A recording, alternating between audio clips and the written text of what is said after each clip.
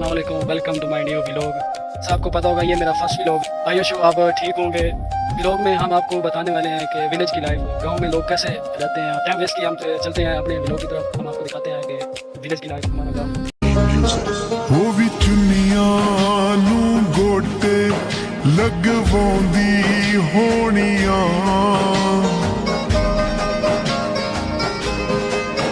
ਤਲੀਆਂ ਤੇ ਮਹਿੰਦੀ ਨਾ ਮੋਰ ਪਾਉਂਦੀ ਹੋਣੀਆਂ ਮੇਰੀ ਚੜ ਕੇ ਜਨ ਜਾਣੀ ਯਾਰ ਨੇ ਖੋਲਿਆ ਪਿਆਰ ਦਾ ਬੂਹਾ ਗੱਲ ਸੁਣ ਲੈ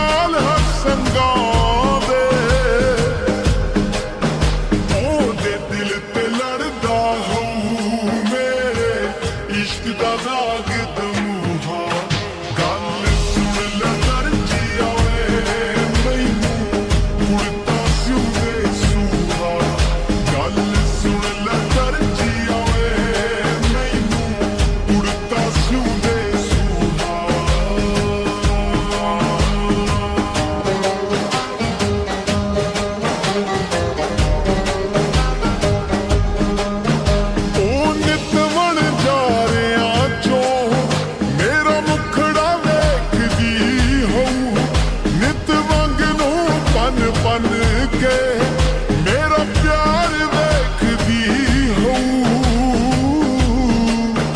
मेरे इश्क न पर्दा हो